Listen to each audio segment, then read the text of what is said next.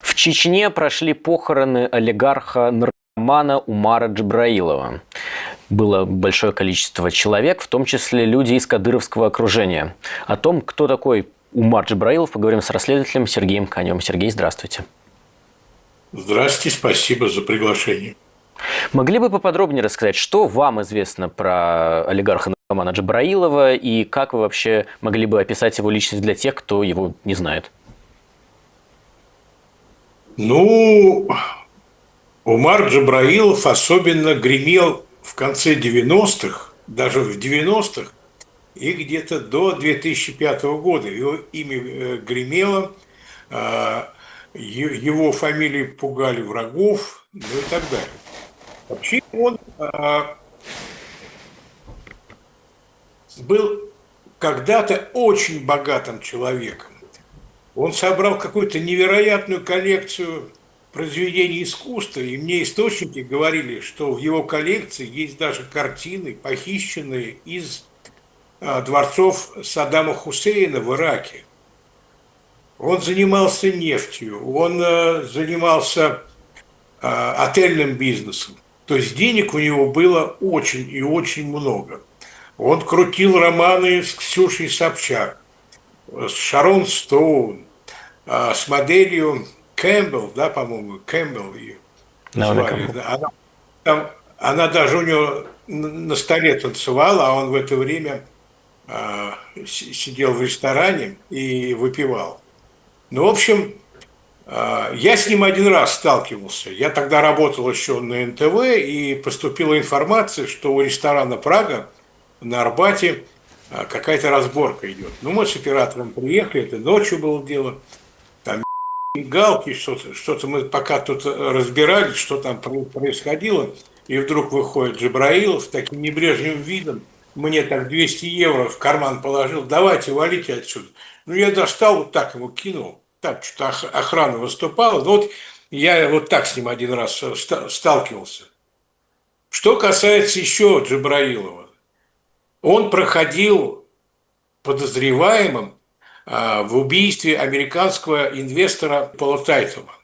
Значит, американец был убит в переходе, но следствие не смогло доказать, что Джабраилов как-то причастен к убийству американца.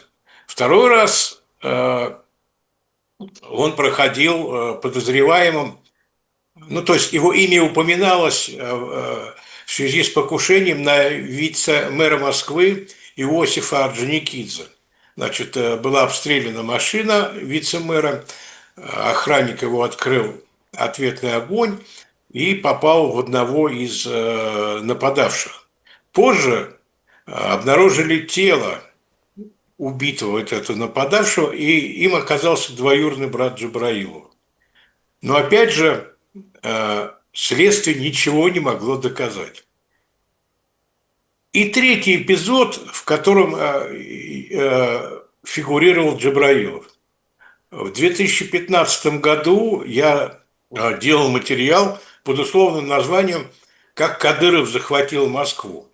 В частности, я интересовался и копался в охране Кадырова, которые, там их 15 человек, которые были в Москве, они крышевали бизнесменов, выбивали долги жесточайшим образом. А в то время, значит, такие самые крутые коллекторы, это были охрана Кадырова, окружение вора в законе Шакро, а потом мне сказали, что есть еще одна группа, которая также выбивает долги по заказу и берет себе от 10 до 25% от долга.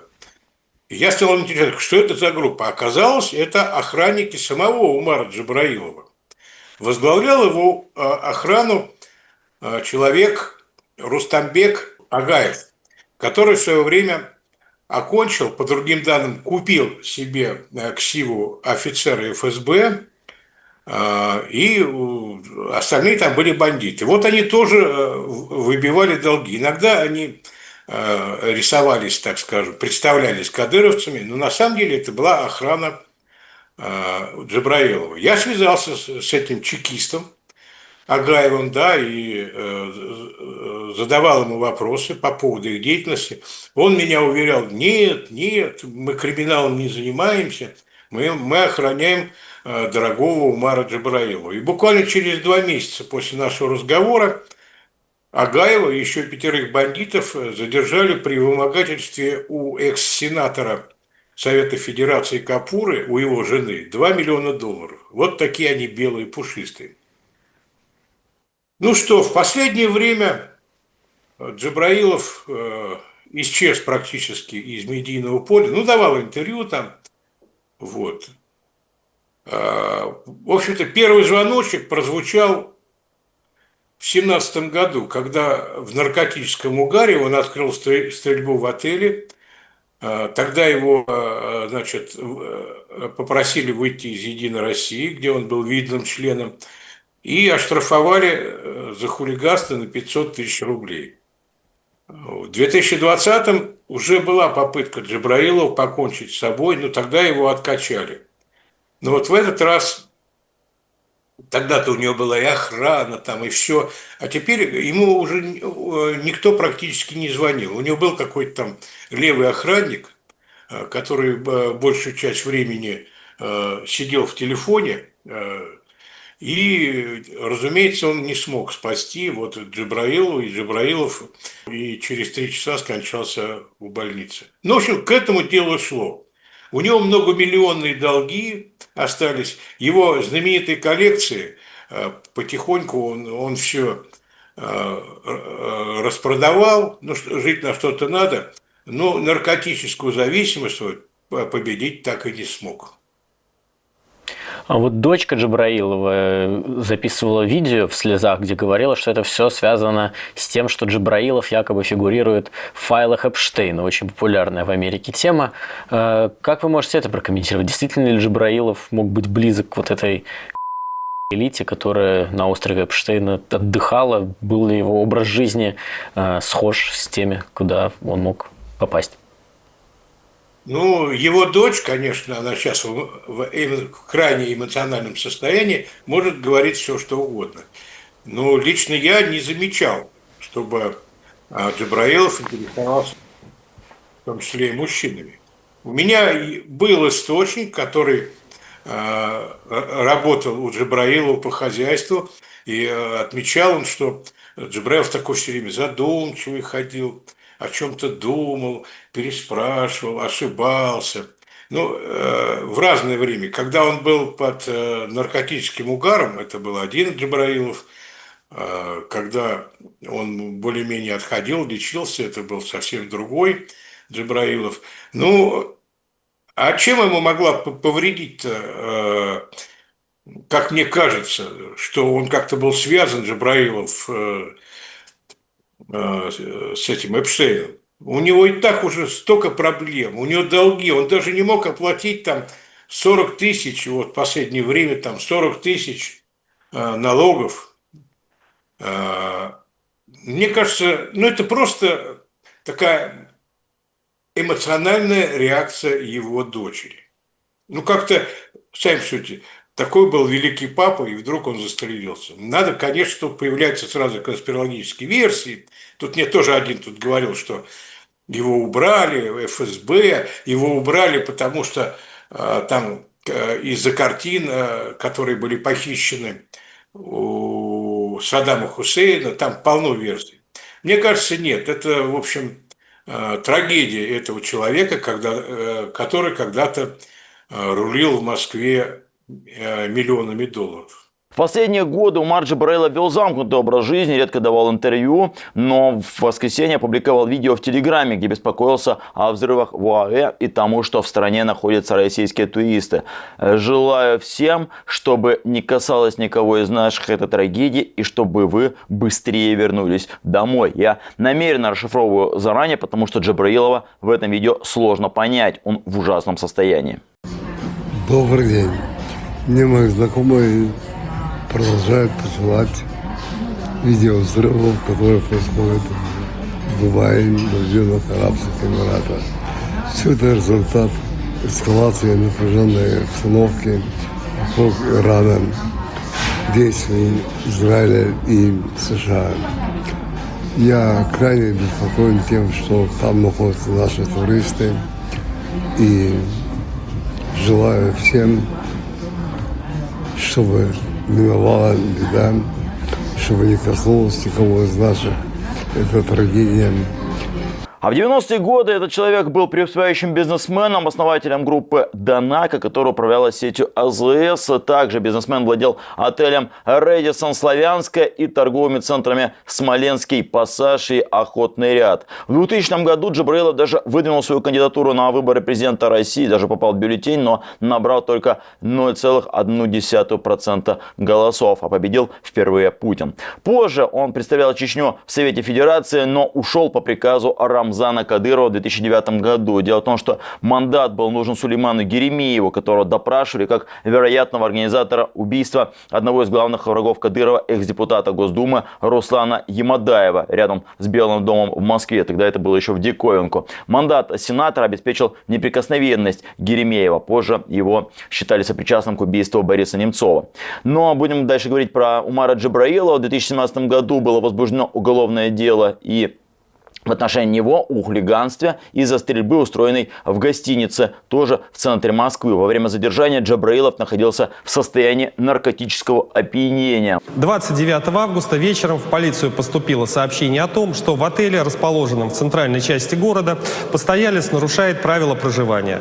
Прибывшие на место сотрудники полиции задержали мужчину, который из принадлежащего ему наградного пистолета произвел выстрелы вверх. Джабраилов был известен тем, что любил пышные и дорогие вечеринки, его часто там видели, но что-то стало подводить, и в конце концов любых неприкосновенностей он лишился. После того уголовного дела его оштрафовали на 500 000 рублей. Пишет, что некогда успешный Умар Джабраилов уже не раз пытался в последние годы покончить с собой. В частности, в 2020 году его чудом спасли. Кроме того, в одном из последних интервью своей бывшей подруге Ксении Собчак он рассказывал о наркозависимости и борьбе с ней. Об Умаре Джабраиловом поговорим с Мусой Ломаевым, чеченским активистом, живущим ныне в Европе. Муса, здравствуйте. Да, добрый день. Когда читаешь биографию Умара Джабраилова, поражаешься, кажется, что какой-то такой герой романа. А чем он запомнился вам, каким он остался в вашей памяти? Человек был непростой, судя по всему. Мне и многим чеченцам он запомнился как человек, который в свое время профинансировал Ахмата Кадырова, а потом поддержал Рамзана Кадырова. То есть из русско-чеченской войны этот человек, в том числе, он не один, конечно, несколько вот этих так называемых чеченских бизнесменов профинансировали тогда вот только впервые становлящуюся власть Кадыровых. Они первые профинансировали. Все равно Джабраилов был в их числе. И при этом, да, понятное дело, что нельзя было быть на том положении, в котором был он, но не быть полностью лояльным Кадырову, но в то же время он не был таким Делимхановым или Даудовым, то есть он был как будто бы во власти Кадырова, но как будто бы и вне ее. У него был какой-то другой особый статус, или он как-то купил статус у Кадырова, ему что-то было можно, что-то нельзя. Опять-таки, повторяюсь, Джабраилов, Байсаров и прочие так называемые чеченские бизнесмены – это не люди Кадырова и не люди, которые и не те люди, которые жили в Чечне и сделали свое состояние в Чечне или что-то в этом роде. А это люди однозначно с федеральной стороны и были именно федеральным центром заинтересованы для того, чтобы эти люди профинансировали возможность становления так называемой чеченской элиты во главе там Ахмата Кадырова, потом вследствие Рамзана, Делимханова и прочее. То есть они, вот Джабраилов и такие, как он, служили таким мостом между Российской Федерацией и чеченцами, которые начали служить Российской Федерации. Поэтому Джабраилов не мог быть команде Кадырова, не мог быть человеком Кадырова и не мог быть зависимым от Рамзана Кадырова.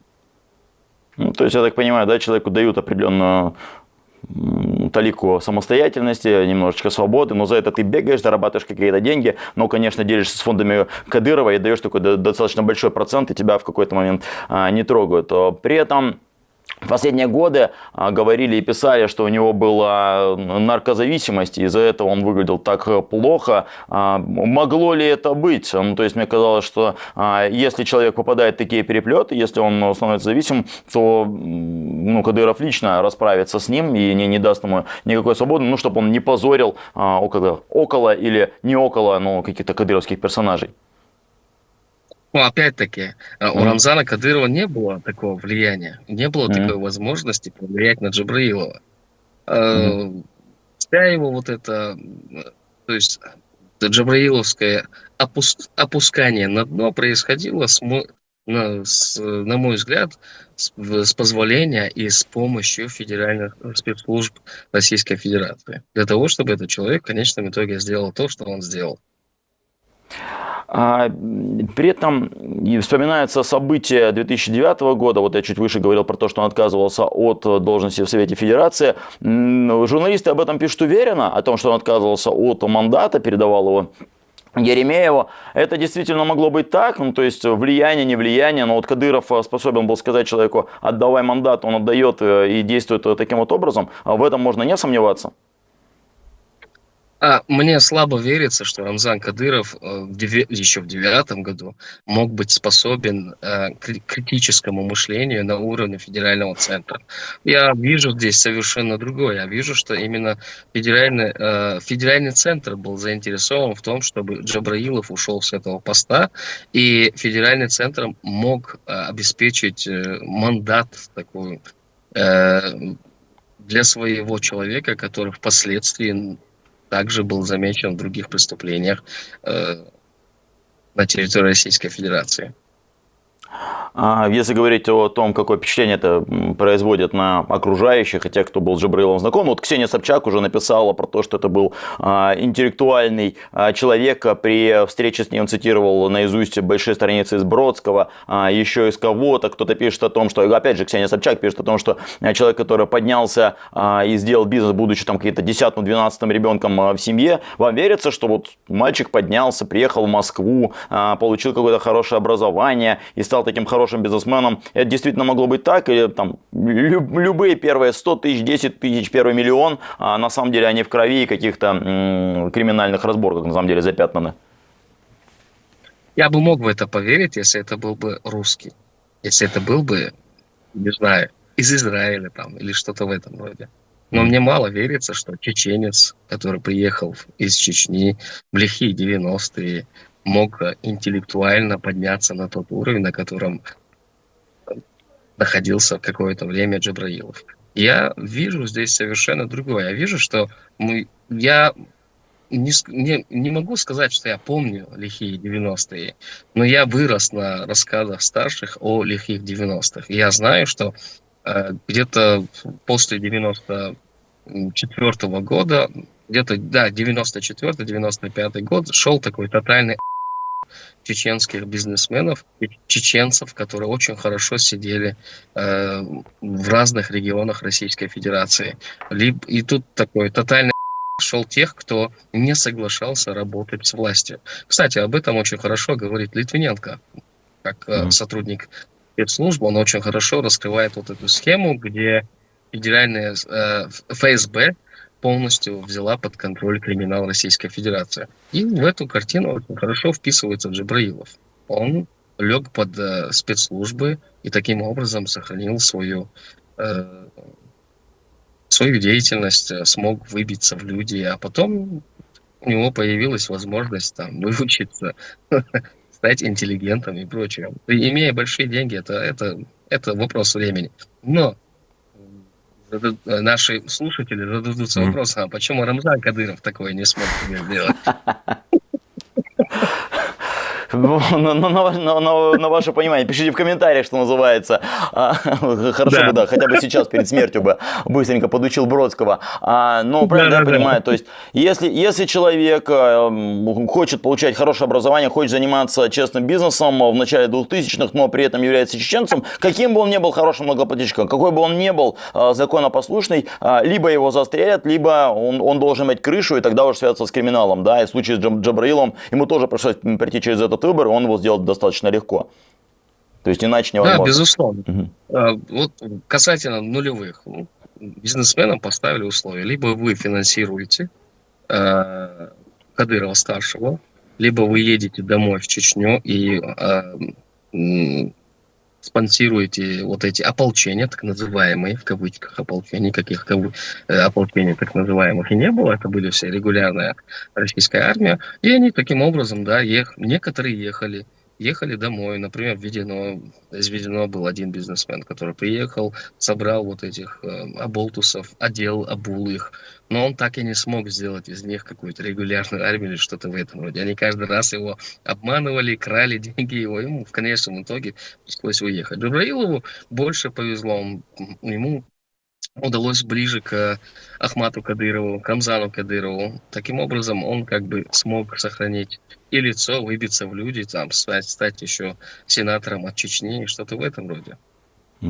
Последний вопрос, который я вам задам, связан с такой легендой, но некоторые источники ее подтверждали. В 2008 году Умар Джабраилов был недоволен тем, что сделал Тимати. Певец на сцене поймал его, отхлестал по щекам и сказал: ты больше никогда не будешь выступать в Москве. И Тимати побежал к Кадырову, расписался ему в полной лояльности. А Кадыров позвонил Джабраилову и сказал: не трожь этого человека, теперь это мой человек. И Джабраилов отступил, а Тимати стал абсолютно таким кадыровским товарищем и везде с ним появлялся на тусовках, когда Кадыров это позволял. А верите ли вы в такую легенду, что вот эта вот многолетняя дружба, она начиналась именно так? Похоже ли это на правду? Ну, если бы я не знал, что Рамзан Кадыров участвовал в финансовых махинациях Российской Федерации и не занимался отмыванием денег тех или иных бизнесменов, певцов и прочее, то, наверное, я бы поверил в эту историю. Но зная, что Тимати побежал к Рамзану Кадырову не потому, что он хотел защиты, а потому что его семья Тимати долгое время через Рамзана Кадырова отмывала свои деньги, таким образом воспользовался этой ситуацией для того, чтобы действительно Джабраилов его не избил где-то, не поймал его. Таким образом как бы получил свой иммунитет. Спасибо большое. Муса Ломаев, правозащитник, был у нас в эфире. Спасибо, Муса.